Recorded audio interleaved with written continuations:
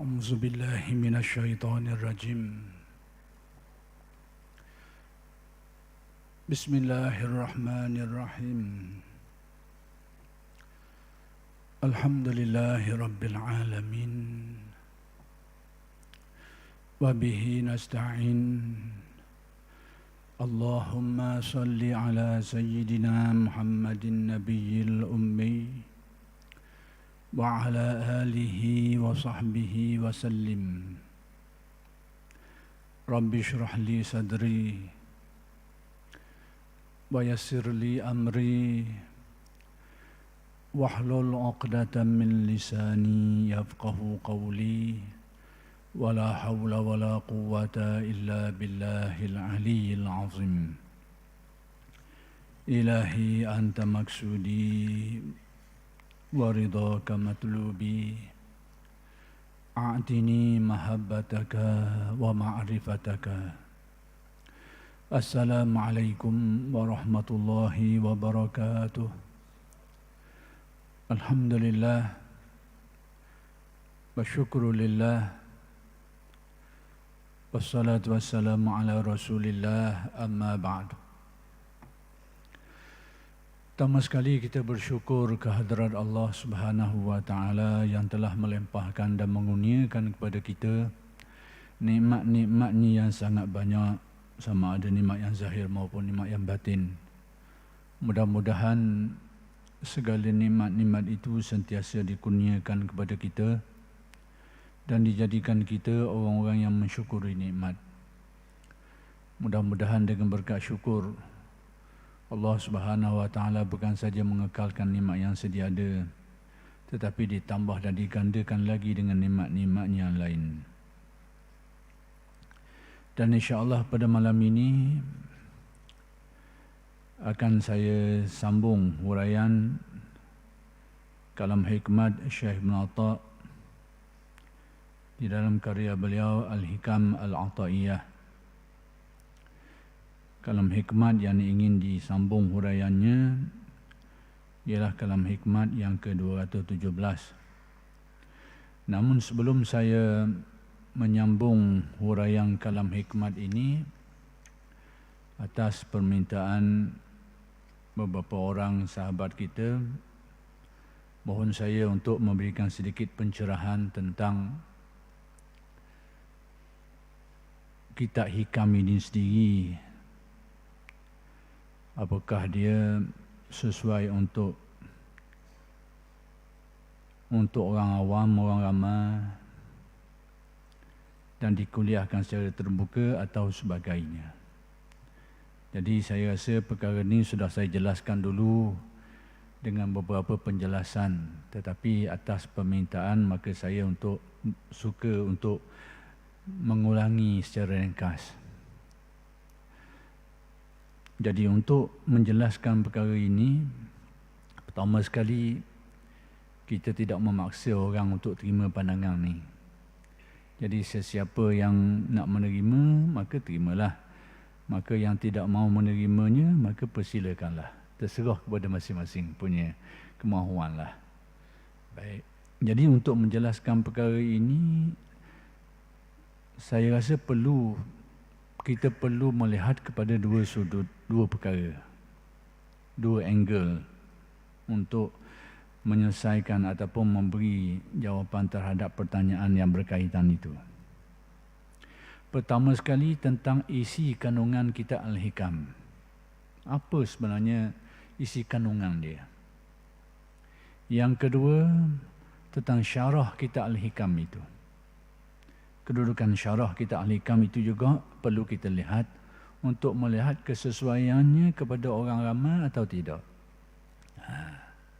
Maka di situlah kita boleh mengambil keputusan kalau kita nak pegang. Kalau kita tak nak pegang, maka terserah masing-masing lah. Cuma saya sekadar memberi pandangan dan itu pun merujuk kepada karya-karya ulama. Kita ni sebenarnya menumpang alim ulama kita je. Kita ambil, cuma kita basuh sikit, kita cuba semula, gitulah lebih kurang. Kita ni tarah gitu je kita ni. Baik, pertama sekali dari segi isi kandungan Al-Hikam ini, ulama-ulama yang mensyarah kitab Hikam ini sudah pun menjelaskannya.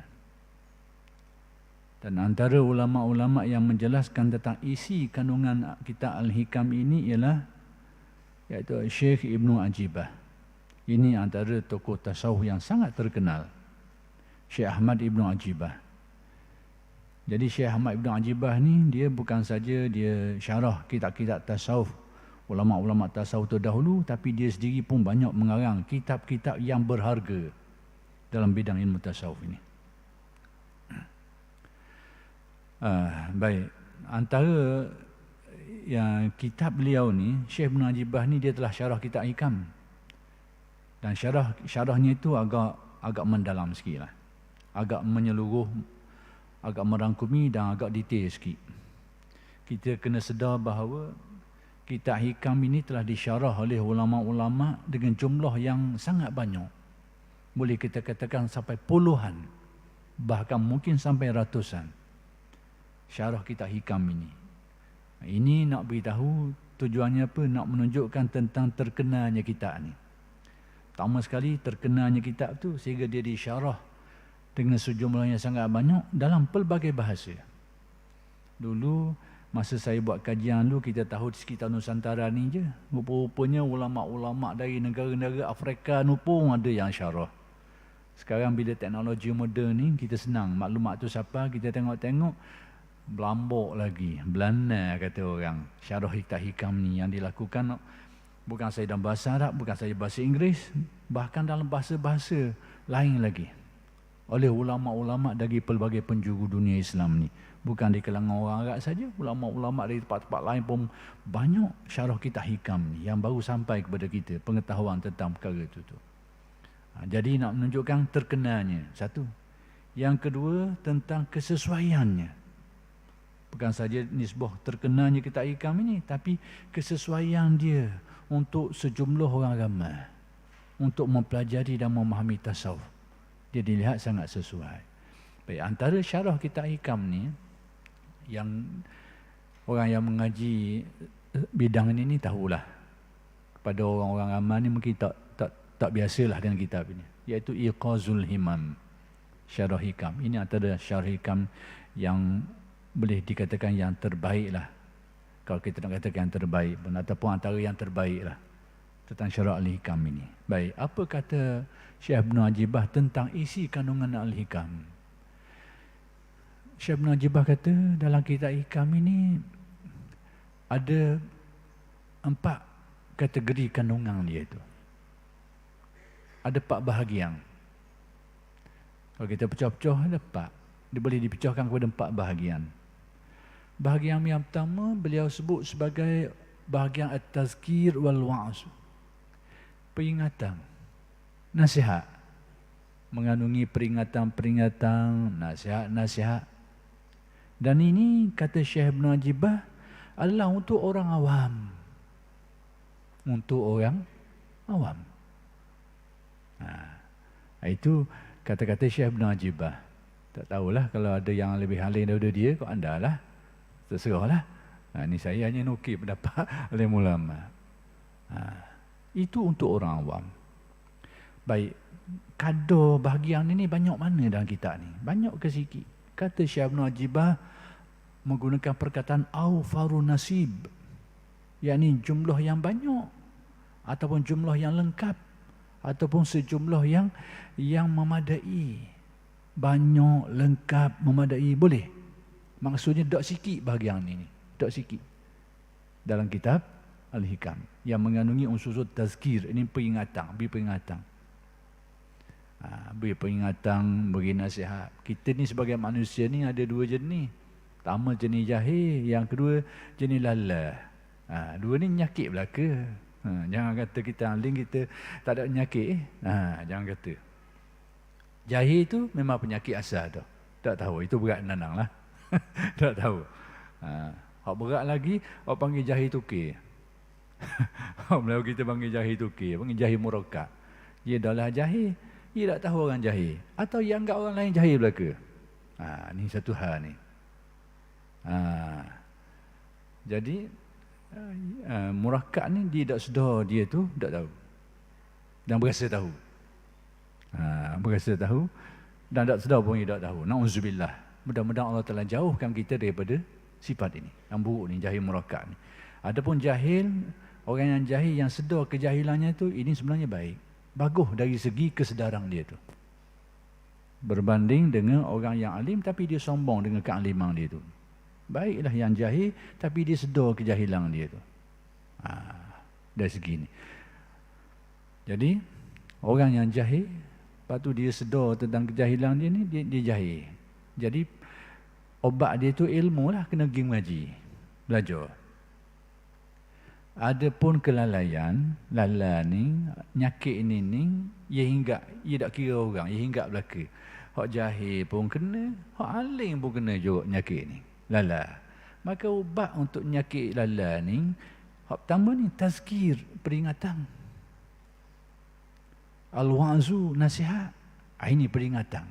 Jadi sekalipun kita alim dah, apatah lagi kita jahil, maka bermanfaat bagi yang ini. Tazkir ni, bahagian peringatan nasihat ni. Dan kita hikam terkenal dengan bahasa nasihat dia tu tajam. Dan kena sutir buah dia tu secara molek. Ia nyiku kalau dia diulah dengan baik, dijelaskan itu, kalau lebih-lebih lagi orang faham bahasa Arab tu, memang bahasa dia tu meningkang kalbu lah. Nyatuh kata orang. Nyakuk bahasa kita. Nyakuk ia nyatuh molek.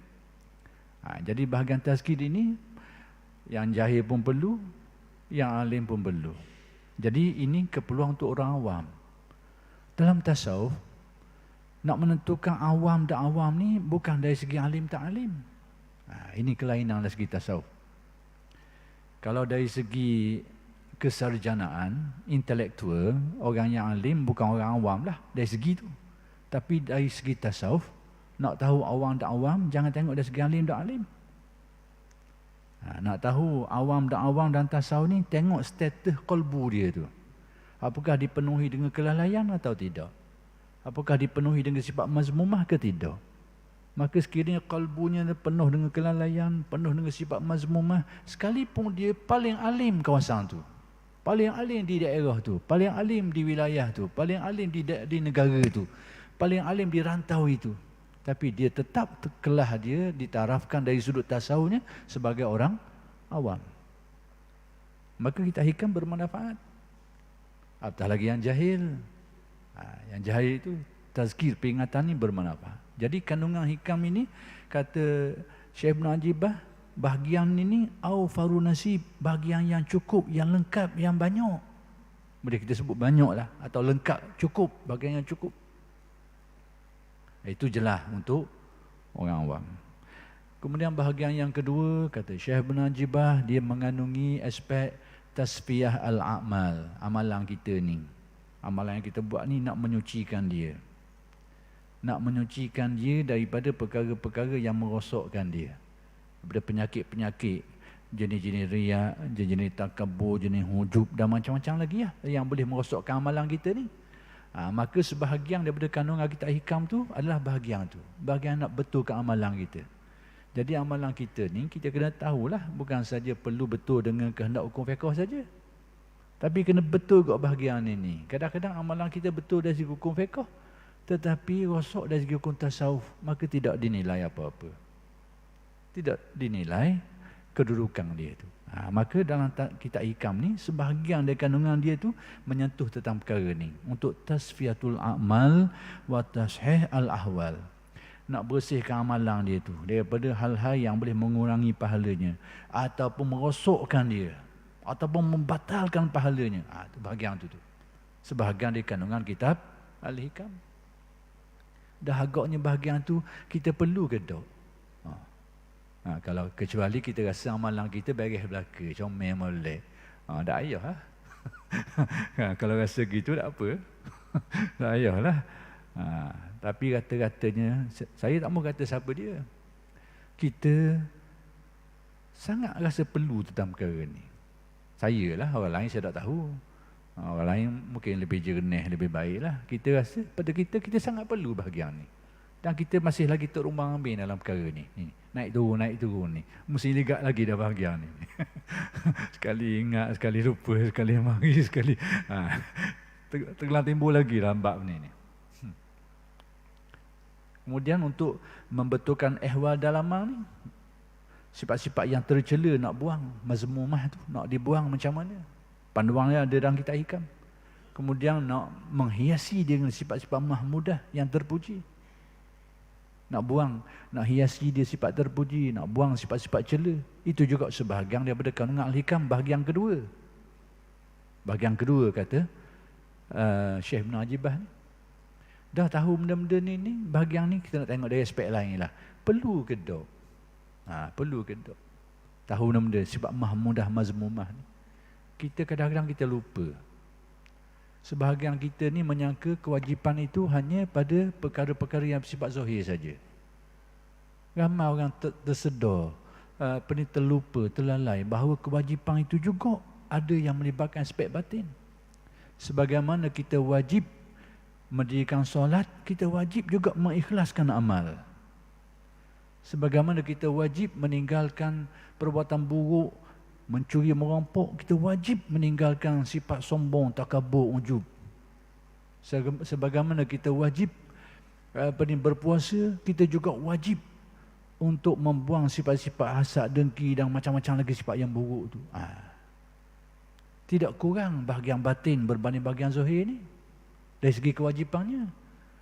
Sebab itulah Al-Imam Al-Ghazali menulis kitab-kitab tasawuf dia tu, termasuk Ihya dan terutamanya Minhajul Abidin. Kerana perkara ni kata Imam Ghazali, kerana pada zaman dia tu ramai orang melihat kewajipan agama itu adalah kewajipan yang bersifat zahir saja. Orang sudah lupa aspek-aspek batin yang juga melibatkan kewajipan agama ni. Dah nampak dah, orang lupa dah. Orang tengok sembahyang, puasa, tu je. Adapun hal-hal dalaman yang merupakan sifat-sifat ni tidak dipandang orang lagi. Maka Imam Ghazali kata bahawa sifat-sifat yang batin itu juga wajib sebagaimana sifat-sifat zahir. Sebab apa kata Imam Ghazali? Kerana perintah supaya bersifat dengan sifat yang baik ini, akhlak yang baik dan menyucikan diri daripada akhlak-akhlak yang buruk ni datang dari Tuhan yang sama. Dah apa beza kata Imam Ghazali? Kalau perintah solat itu datang dari Allah, perintah jangan takabur juga datang daripada Allah. Perintah belaka. Apa bezanya kata Ghazali? Dari segi kewajipan, sama je kewajipan dia tu. Tak ada beza dari segi taraf kewajipannya tu. Ini Imam Ghazali. Jadi perkara-perkara macam ni dilupakan. Semakin dilupakan. Itulah sebab tu Imam Ghazali tulis Ihya. Apa arti Ihya? Menghidupkan ilmu. Bukan tak ada ilmu masa tu. Ilmu belana. Zaman Imam Ghazali ni, kurung yang kelima ni, Imam Ghazali hidup tahun 450, dia mati tahun 505 Hijriah. Umur tak panjang, 55 tahun yang lebih kurang. Zaman tu zaman kemuncak antara zaman keilmuan yang sedang memuncak, termasuk zaman kegemilangan keilmuan Islam. Berarti ilmu sedang tersebar, kajian mendalam, meluas, alim ulama ramai. Tetapi kelemahan yang dilihat oleh Imam Ghazali pada waktu itu menghayati dan menghidupkannya. Sebab tu Ghazali tulis kitab Ihya Ulumuddin, dan menghidupkan ilmu agama yang sudah belanda, sudah banyak tu, nak dihidupkan dengan metod tasawufnya tu. Jadi bahagian kedua ni, bahagian nak menyucikan amalan tasbih amal ni, nak menyucikan amalan-amalan kita buat tadi tu daripada apa yang merosakkan dia. Kemudian untuk membetulkan batin kita tu, nak buang sifat buruk, kemudian nak isi sifat-sifat yang mahmudah, yang terpuji ni banyak mana benda ni ada dalam kitab hikam. Kata Syekh Ibn Ajibah, dia menggunakan perkataan jumlatun salihah. Ada sejumlah yang wajar, yang cukup, yang memang patut. Jumlah yang patut. Bahagian ini ada dalam kitab Al-Hikam itu pada jumlah yang baik. Sejumlah yang baik. Kalau kita bahasa mudah kok, bahagian yang memang memadai lah. Dalam kitab Hikam, bahagian ni. Dua dah. Dua-dua tu pada kita ni, pada kefahaman saya kok, keperluan kita, orang ramai ni. Bahagian yang ketiga, barulah bahagian tinggi sikit. Bahagian yang ketiga, kata Syekh Ibn Ajibah, iaitu tahqiq al-ahwal, nak mencapai ahwal. Ini istilah tasawuf lah ni. Al-ahwal wal maqamat. Ini merupakan tingkatan-tingkatan kearifan sekilah. Untuk mentahqiq, nak mencapai hakikat. Apa yang disebut sebagai ahwal dan maqamat. Ini memang tinggi lah sikit. Tinggi pun taklah tinggi sangat. Tingginya tu, iaitu kata Syekh Ibn Ajibah, hak ni sesuai untuk golongan muridin. Orang yang sedang menempuh perjalanan tasawuf. Bukan orang yang sudah mencapai matlamat, yang merupakan golongan ahli makrifat, tak lagi. Orang yang baru berjalan, orang yang tengah mengharungi perjalanan menghayati tasawuf ni, dari kelompok golongan muridin, tapi orang yang sungguh sikit. Demikian juga orang yang mula-mula, baru-baru nak menghidu bau makrifat. Ni bahagian. Yang ketiga ni untuk mereka ni. Dan bahagian ini, kata Syekh Ibn Ajibah, inilah antara bahagian yang terbanyak.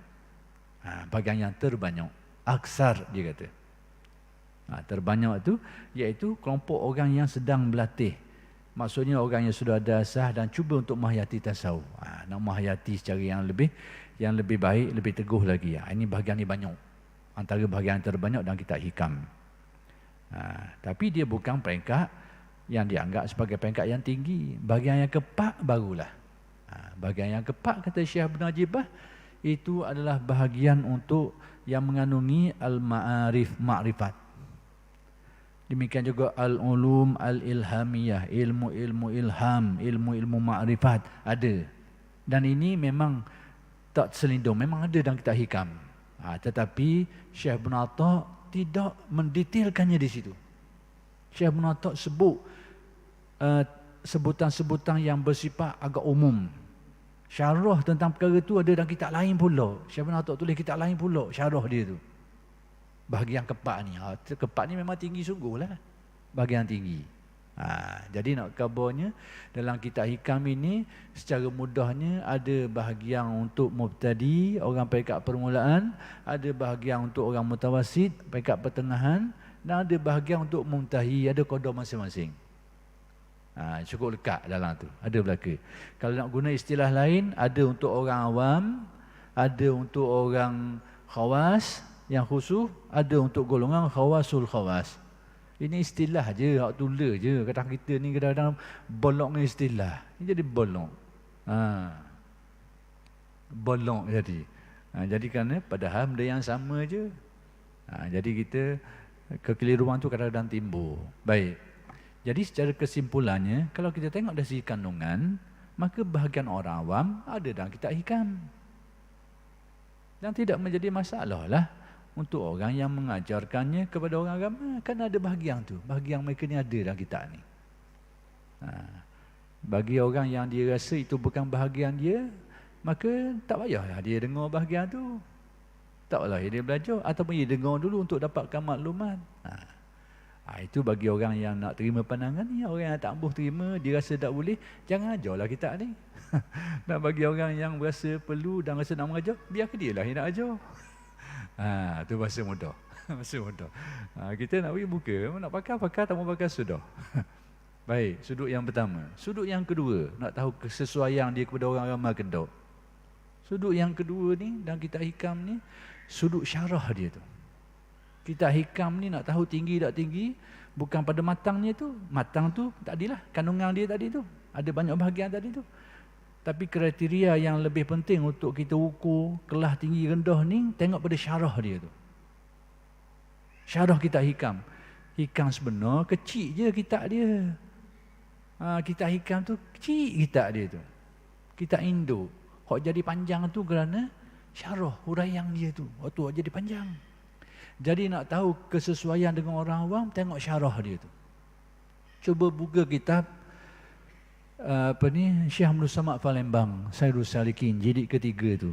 Syekh Abdul Samad dia membahas secara khusus tentang kitab-kitab tasawuf ni dan kesesuaian dia untuk orang awam dan juga orang khawas dan khawasul khawas. Orang awam, orang yang pertengahan dan orang yang kesudahan. Dibahas oleh Syekh Abdul Samad Palembang dalam kitab dia tu. Kitab ni untuk orang awam, kitab ni untuk orang khusus, kitab ni untuk yang lebih khusus lagi. Baik, kitab Hikam ni duduk mana? Dalam syarah Syekh Abdul Samad. sebahagian daripada syarah kitab hikam itu disenaraikan oleh Syekh Abdul Samad duduk pada bahagian yang kedua tu, iaitu bahagian orang yang khusyuk. Dan itu syarah kitab hikam yang sedia ada. Banyak duduk situ. Dan ada di antara syarah hikam itu yang diletakkan oleh Syekh Abdul Samad pada martabat kesudahan peringkat tinggi itu. Jadi duduk pada martabat ni, martabat pertengahan ke, martabat kesudahan ke, tengok syarah dia tu. Sebahagiannya diletakkan oleh Syekh Abdul Samad ni dalam peringkat pertengahan untuk golongan khusyuk. Dan ada di antara syarah hikam itu diletakkan untuk peringkat kesudahan atau peringkat yang lebih khusyuk lagi. Seperti syarah hikam oleh Syekh Ahmad Kushashi. Syarah hikam yang disyarah oleh Syekh Ahmad Kushashi ni diletakkan oleh Syekh Abdul Samad pada peringkat tinggi. Peringkat ketiga, peringkat kesudahan ataupun peringkat disebut sebagai yang lebih khusyuk. Adapun syarah hikam yang kebanyakan tersebar ni termasuklah syarah Tok Pulamani tu ataupun yang setarah dengan dia tu duduk peringkat pertengahan. Cuma kita kena tengok alim ulama dulu di syarah hikam ni agak detail sikitlah. Tok Pulamani tu kitab tu syarahan dia agak sederhana, taraf dia tu taraf sederhana.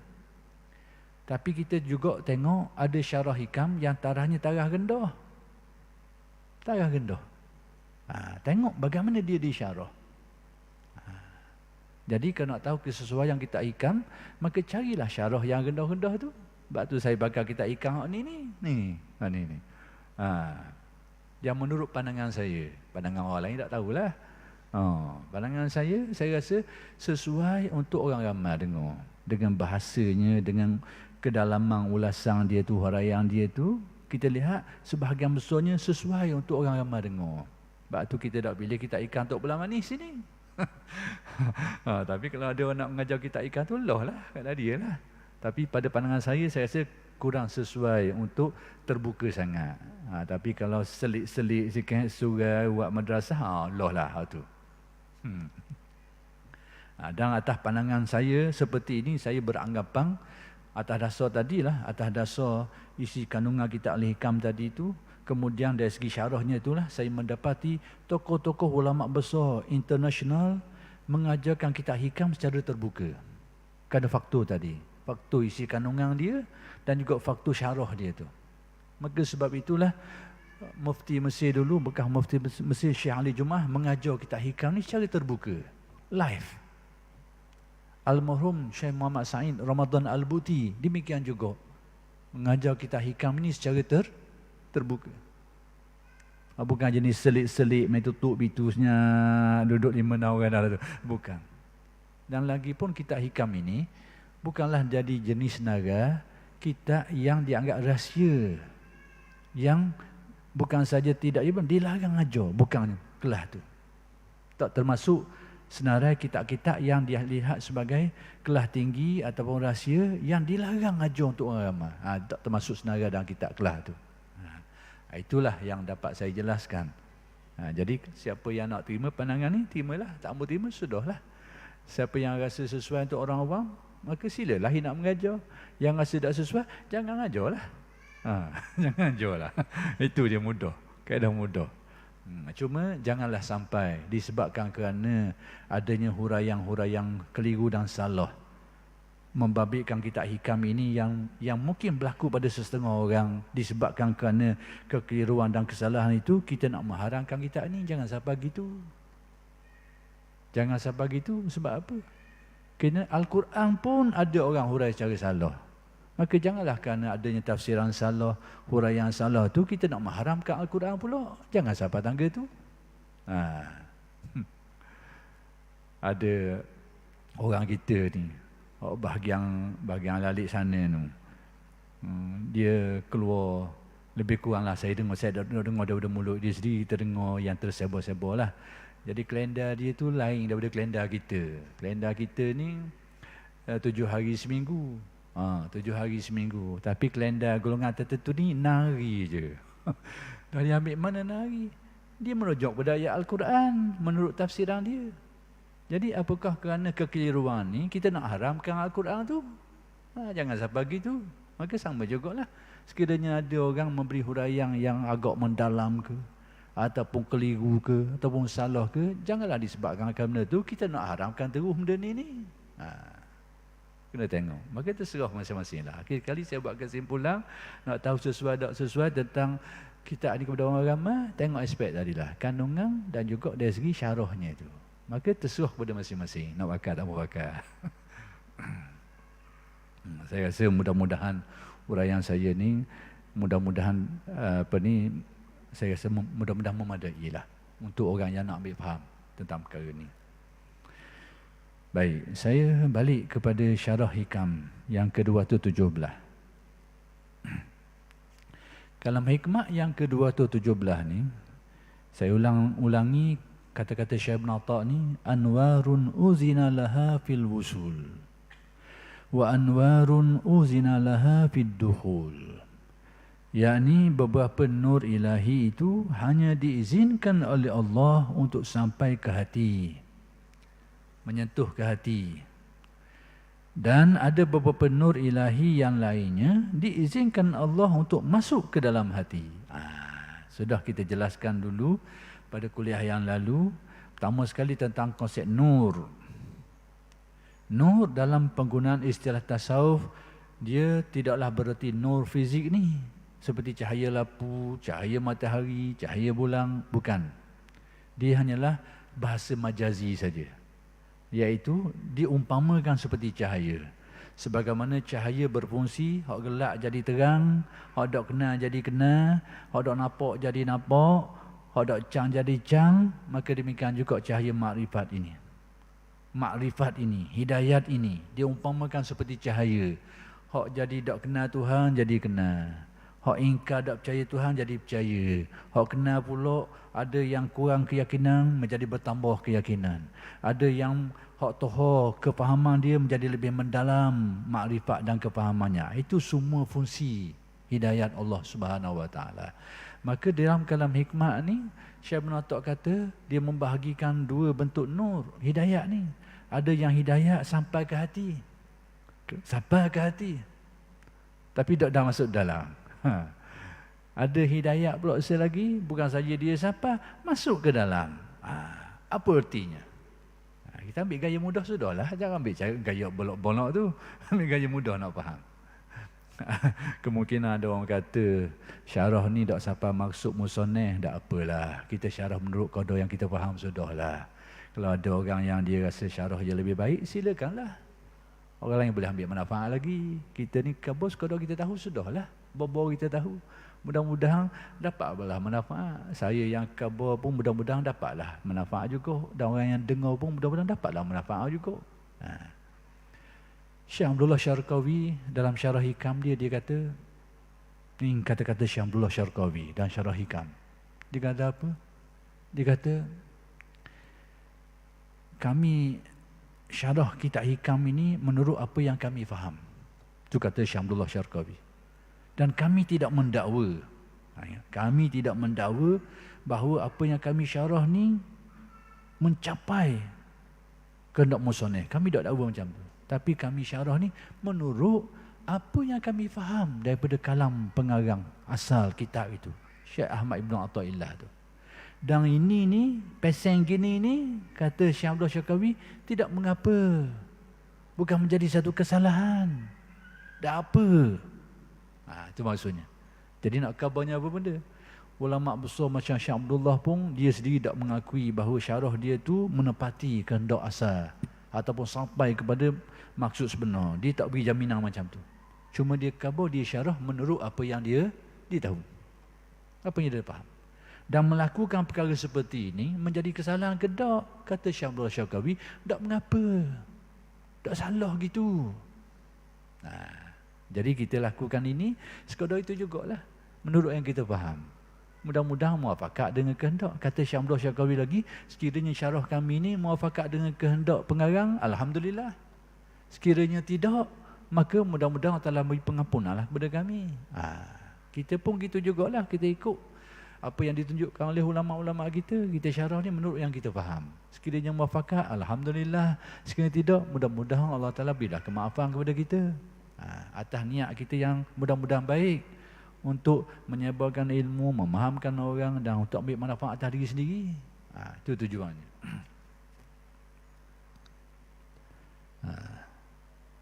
Syekh Ibn Atok sekarang kita hikam ni bukan untuk kita simpan dalam almari. Ia tulis kita hikam ni. Disuruh kita ambil manfaat bagi orang yang rasa perlu ambil manfaat daripada kitab ini.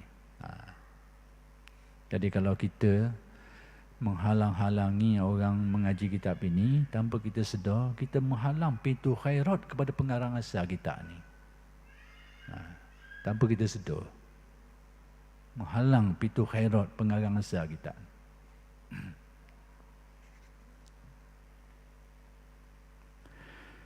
Jadi sekarang ada nur yang sampai ke hati. Dan apa maksudnya? Dan ada nur yang masuk ke dalam. Jadi sekarang yang dikatakan sampai ke hati itu, iaitu nur itu tu mencapai darjah tasdik, kita meyakini, kita percaya. Tapi kepercayaan kita tu dari segi kedalaman dia, dari segi kehalusan rasanya mungkin dok dalam lah. Sebab tu dinyatakan di sini, dia kata, saya baca balik syarahnya, nur ilahi yang sampai ke hati itu, sampai ke hati. Ada nur yang tak sampai. Yang nur tak sampai itu macam mana? Iaitu pengetahuan dia sekadar pengetahuan, tapi bukan menjadi keyakinan dia. Na'udzubillah. Sebagaimana yang berlaku pada orientalis. Mereka itu tahu Al-Quran, tahu hadis, tapi mereka tak percaya pun. Tak percaya pun. Kena molek. Dia tu lebih alim daripada kita tentang ayat-ayat Al-Quran dan hadis ni. Dan orang-orang kita pula pergi ngaji di barat tu, ngaji dengan mereka ni. Dengan orang, dia sendiri tak percaya benda tu. Nak kata apa? Bahkan di antara mereka tu ada yang mengarang kitab-kitab berkaitan dengan syariat, berkaitan dengan akidah, berkaitan dengan tasawuf. Kita pula pergi baca kitab dia. Dua hujung kitab dia, dia sendiri tak pakai kitab tu. Ini orientalis. Jadi itu nur yang tidak sampai ke hati. Maksudnya dia ada di akal dia tu, kepahaman dia tu, tapi bukan menjadi keyakinannya. Sekarang Syekh Ibn Atak membicarakan nur yang sampai ke hati. Baik, apa kriteria dia, ciri dia nur yang sampai ke hati ni? Iaitu tetapi tidak masuk ke dalam. Tak masuk, siapa-siapalah tak masuk. Tandanya mana? Kita tujuan kita baca tanda ni bukan nak ukur orang. Kita mengaji tasawuf ni nak ukur kita. Tahu, setakat ni aku kena cari jalan lagi lah. Itu tujuan kita mengaji tasawuf. Nak ukur kita, Allah, aku duduk sini lagi. Kena cari jalan lah, belajar. Biar jadi lebih maju, menjadi lebih baik. Itu tujuan kita mengaji tasawuf. Bukan mengaji, duk itau orang. Mung duduk belajar apa. Jangan nak ukur orang tu. Itu tu bukan jenis pengajian tasawuf tu. Itu pengajian tersawuf. Bukan tasawuf, tersawuf.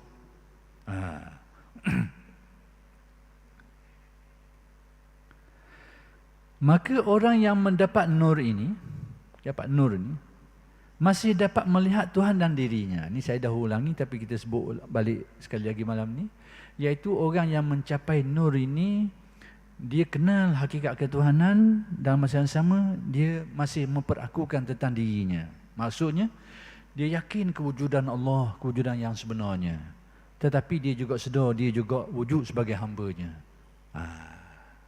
Dia kenal Allah, kenal diri dia juga. Ada dua, dia kenal belaka. Tuhan pun dia kenal, diri dia pun dia kenal juga. Dia kenal Allah Ta'ala tu maha kuasa. Maha kuasa atas segala-galanya. Yang sebenar-benar berkuasa hanyalah Allah, tak ada lain dah. Dia yakin yang itu. Dia ada tasdik, dia ada kepercayaan perkara itu. Tapi dalam masa yang sama, dia kenal diri juga sebagai hamba-Nya yang perlu berusaha, perlu berikhtiar, yang perlu cari jalan. Dia kenal kat bahagian tu. Dia tahu. Ini kedudukan dia. Dia kenal Allah Ta'ala yang maha menentukan segala-galanya.